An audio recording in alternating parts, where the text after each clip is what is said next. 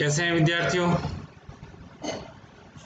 आपके board paper में मैं अपनी क्लास में चर्चा कर चुका हूं कि बोर्ड में एक क्वेश्चन आता है। उस क्वेश्चन के 3 अंक होते हैं और 3 अंक को लेकर के उसमें 3 टॉपिक पर चर्चा होती है। एक होता है वाच्य का, काल का और कारक का, जिसमें से वाच्य की चर्चा अपन पिछले कक्षा में कर चुके हैं। आज मैं आपके लिए लेकर आया हूं काल, और काल को भी इस रूप में लेके आया हूं जो पुस्तकों से थोड़ा हटकर है, छांट कर, क्योंकि हमें उस प्रश्न पत्र पर देखना पड़ता है कि इसमें से सिर्फ और सिर्फ हमें काल की पहचान करनी है। और काल की पहचान करने के लिए जो उसमें परिभाषाएं दी गई हैं वो परिभाषाएं उतनी उपयोगी नहीं होती जितनी कि आपकी शॉर्ट ट्रिक्स जिसे कहते हैं, संक्षिप्त ऐसे संकेतक जिसके माध्यम से आप उसको पहचान सकते हैं। तो मैं उसी तरीके से आपके लिए नोट्स लेकर आया हूं ताकि आप सिर्फ और सिर्फ अपने प्रश्न को सॉल्व करना सीखें। बाकी जब अपनी भौतिक रूप से कक्षा आयोजित की जाएगी उस समय अपन उसकी परिभाषा पर भी चर्चा करेंगे। परिभाषा भी मैं आपको लिखवाऊंगा अपने श्यामपट पर। तब तक आप अपनी पढ़ाई को जारी रख सकें उसके लिए मैं आपके सामने लेकर आया हूं इस रूप में काल को। चर्चा करते हैं सबसे पहले काल की। काल वास्तव में होता क्या है? ऐसे तो हम लोग देखते हैं काल मौत के संदर्भ में कहा जाता है कि उसका काल आ गया इस वजह से, लेकिन यहाँ पर जो अपने व्याकरण में है उसका अर्थ काल मौत से नहीं है। क्रिया को करने का जो समय होता है, जिस समय में क्रिया संपन्न होती है, उस क्रिया को करने के समय को ही काल कहा जाता है। काल के यदि भेदों की चर्चा करते हैं तो मुख्य रूप से हम लोग देखते हैं काल 3 प्रकार के होते हैं, जिसमें हम अगर सोचें कि अभी मैं जैसे आपके सामने बात कर रहा हूं तो ये वर्तमान काल है, कर रहा हूं तक तो ठीक है, लेकिन जो मैं इससे पहले कह चुका हूं वो बात भूत हो जाती है। और अब मैं आगे जो कहने वाला हूं वो आप लोग सब समझते हैं कि उसे भविष्य काल कहते हैं। इस आधार पर काल के कितने भेद हुए? 3। पहला भूत, दूसरा वर्तमान, तीसरा भविष्य काल। फिर हम इनको भी अगर आगे बांटते हैं तो भूतकाल को 6 भेदों में बांटा गया है, वर्तमान काल को 5 भेदों में और भविष्य काल को 3 भेदों में बांटा गया है। सबसे पहले हम चर्चा कर लेंगे अपनी भूतकाल के संदर्भ में वास्तव में ये भूतकाल होता क्या है। आप लोग ध्यानपूर्वक देखते रहें। परिभाषाएं मैं पहले ही आप लोगों से कह चुका हूं कि परिभाषाओं की चर्चा अपन भौतिक कक्षा में करेंगे, जब अपन लोग एक दूसरे के सामने कक्षा में बैठकर चर्चा कर रहे होंगे, पढ़ रहे होंगे, उस समय हम उस पर चर्चा करेंगे। अभी आपके सामने सिर्फ और सिर्फ मैं संक्षिप्त नोट्स लेकर आया हूं ताकि आप उसे पहचान सकें, और परीक्षा में भी यही उपयोगी आपके लिए कि आप उस वाक्य को देख करके ही उसे आपको पहचानना है कि इसमें कौन से काल का प्रयोग किया गया है। सबसे पहले देखें भूतकाल। यदि जो वाक्य हमें दिया गया उस वाक्य में निहित क्रिया, जो क्रिया है, उस क्रिया को करने का समय यदि बीते हुए समय का पता चलता है, बीते हुए समय में क्रिया का होना पता चलता है, क्रिया के होने का बोध यदि बीते हुए समय में होता है तो उसे हम भूतकाल कहेंगे। और मैं पहले आपको बता चुका हूं कि भूतकाल 6 प्रकार के होते हैं, जिसमें पहला भेद है आपका सामान्य भूत, सामान्य रूप से भूतकाल जिसे कहते हैं। पारिभाषिक तौर पर मैं बार बार आपसे अब नहीं कहूंगा कि मैं परिभाषा आपको कक्षा में लिखवाऊंगा, अभी सिर्फ और सिर्फ पहचान करवा रहा हूं। तो आप देखें सामान्य भूतकाल और उसकी पहचान क्या होती है। सामान्य भूतकाल में जो क्रियापद है, क्रिया जिसे कहते हैं, उस क्रियापद में या तो या में बड़ी ई की मात्रा, या फिर ऐसी क्रिया जिसके अंत में बड़ी ई का प्रयोग किया गया है, जैसे गया, गई, आई। गया में लास्ट में यह है और गई में यह के साथ बड़ी ई की मात्रा का प्रयोग किया गया है। या फिर हम गई को ऐसे भी लिखते हैं ग और उसमें बड़ी ई का बोध करवाते हैं, बड़ी ई लिख करके हम उसमें देखते हैं गई। इसके अतिरिक्त चुका, चुकी, चुके, ऐसे क्रियापद हमेशा सामान्य भूतकाल की श्रेणी में आते हैं। जैसे कुछ उदाहरण आपके सामने प्रस्तुत हैं। राम खाना खा चुका है। यहाँ आप देखेंगे क्रिया के साथ में चुका का प्रयोग किया गया है। आपको आंख मीच कर वहां पर ठोक देना है सामान्य भूतकाल। रीना लखनऊ से लौट आई, लौट आई सामान्य रूप से ये भूतकाल का वाक्य है।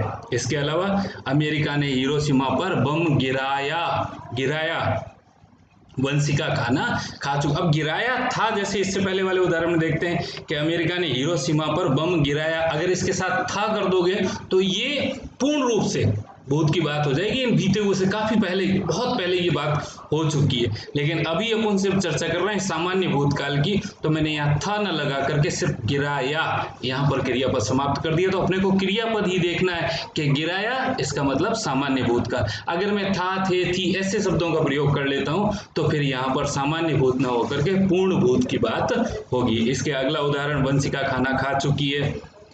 इसके बाद में सामान्य भूतकाल का दूसरा उदाहरण है आसन्न भूतकाल। आप लोग गणित में देखते हैं आसन्न कोण होता है, आसन्न भुजा होती है, दो भुजाओं के मध्य में एक भुजा निकाली जाती है। आसन्न कोण यानी कोई एक कोण है, उसके उसी एक शीर्ष से दूसरा कोण बनता है तो उसे हम आसन्न कोण कह लेते हैं। ऐसे यहाँ पर आसन्न भूतकाल होता है। आसन्न भूतकाल जैसे मैंने गणित के आपको कोणों का उदाहरण देख करके बताया, वैसे ही आप इसमें देख लीजिए, जो न वर्तमान है और न भूत है, दोनों के मध्य में खड़ा है। न वर्तमान है और न भूत है, दोनों के मध्य में खड़ा है, इस कारण से इसको आसन्न भूतकाल कहते हैं। इसकी पहचान क्या है? सामान्य भूतकाल के जो क्रियापद होते हैं उन क्रियापदों के साथ में है का प्रयोग कर लिया जाता है। जैसे मैंने आपके लिए सहूलियत के लिए लिखा है, धातु में या, ही, इनके साथ में है का प्रयोग, चुका, चुकी, चुके और इनके साथ में है का प्रयोग। आप लोग देख पा रहे होंगे, मैं उसको इंगित करता जा रहा हूं बार बार। उदाहरण के रूप में आप देखें, जैसे श्याम खाना खा चुका है, हम सब, ये मैंने अपनी एक पीड़ा को व्यक्त करने के लिए यहाँ पर उदाहरण लिखा है। आप सिर्फ उदाहरण को देखें, हम सब 68,500 से बाहर हो चुके हैं, यानी आसन्न भूतकाल की बात है। इसके बाद में हम भूतकाल के तीसरे, अगला उदाहरण इसमें दिया नहीं है, नोट्स सड़े नहीं।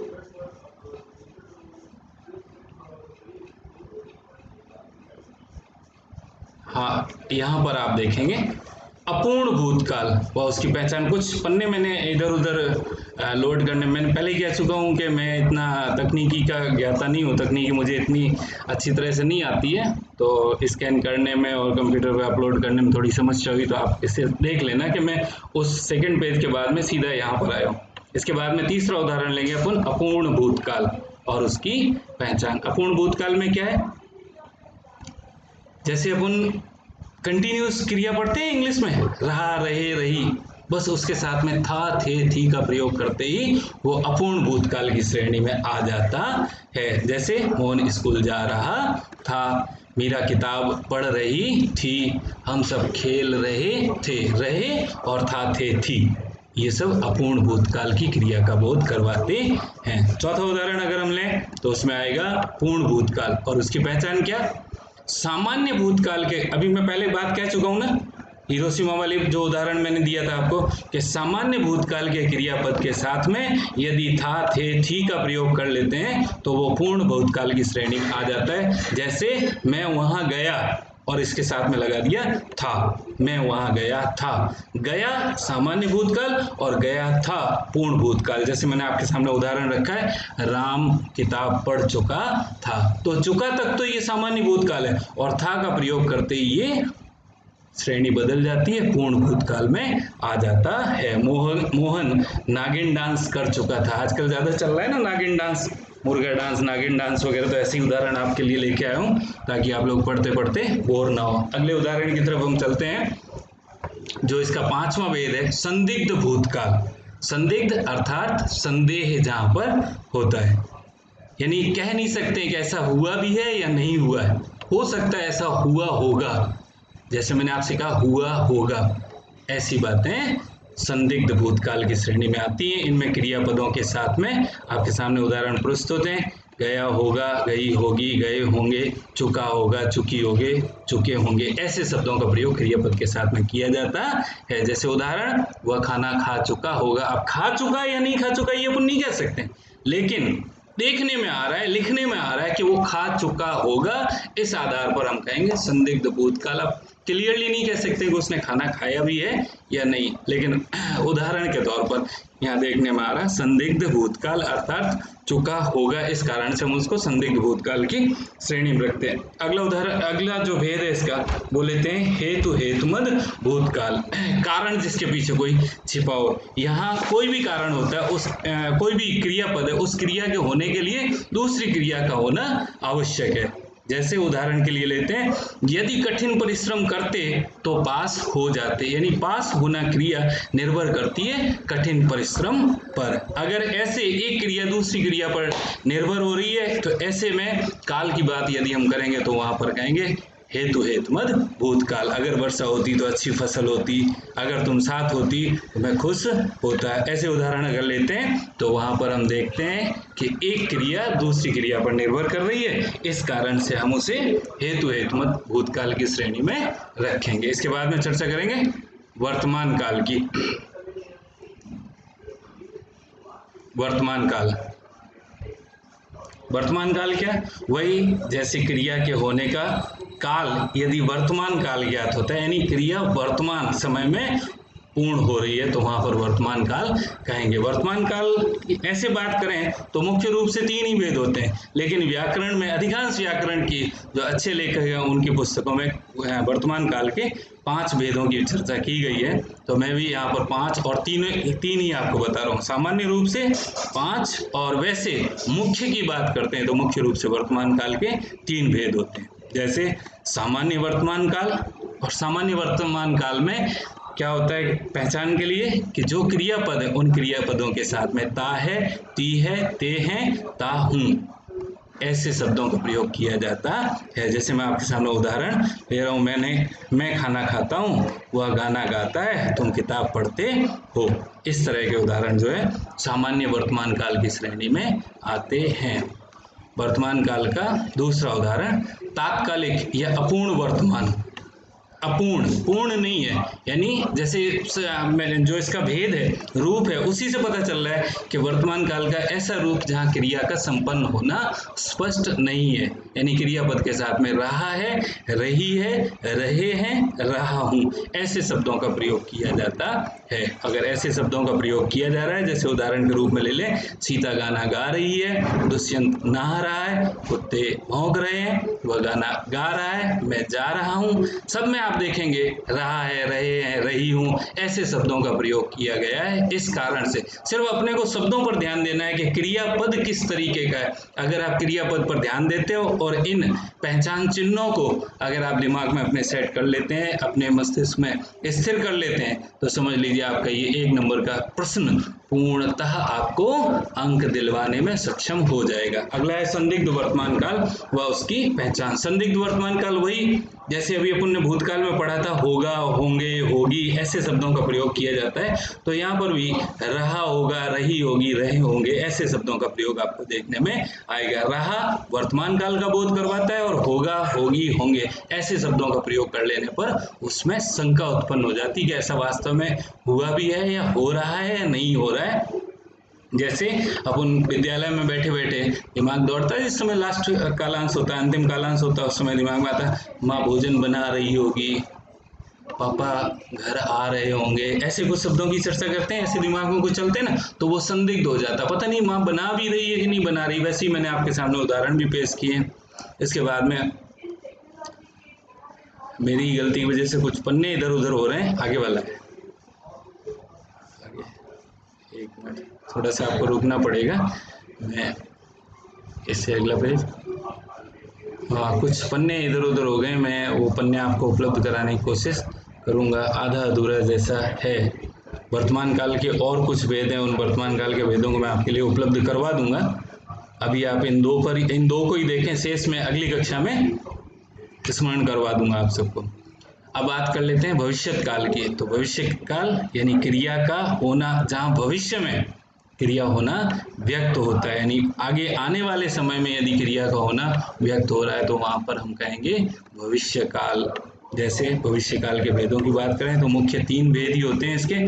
सामान्य भविष्य काल और उसकी पहचान है क्रियापद के साथ में गा, गी, गे ऐसे शब्दों का प्रयोग किया जाता है। जैसे जाएगा, वह गाना गाएगा, मैं पढ़ूंगा, वह नाचेगी। ऐसे शब्दों का प्रयोग यदि देखने में आ रहा है तो समझ लीजिए वहां पर सामान्य भविष्य काल है। इसके बाद में दूसरा इसका भेद होता है संभाव्य भविष्यत काल और जहाँ संभावना की बात होती है, जैसे शायद, हो सकता है, ऐसे शब्दों का प्रयोग जहाँ कर लें वहां पर समझ लीजिए संभाव्य भविष्यत काल है। जैसे उदाहरण के लिए शायद मैं कल आऊं, शायद कल वह आगरा जाएगा, हो सकता है कि रात में बारिश होगी। तीसरा उदाहरण इसका हेतु हेतुमत, जहाँ क्रिया के लिए कोई दूसरा कारण छिपा हुआ है वहां पर हेतु हेतुमत में पहले आपसे कह चुका हूँ, जो मैंने भूतकाल में चर्चा की थी उसी तरह यहाँ पर भी है। एक काम जो है दूसरे काम पर निर्भर करता है। जैसे छात्रवृत्ति मिलेगी तो मैं पढ़ूंगा, तुम स्टेशन पर मिलोगी तो मैं आऊँगा, बस आएगी तो मैं स्कूल जाऊंगी। ऐसे कुछ उदाहरण।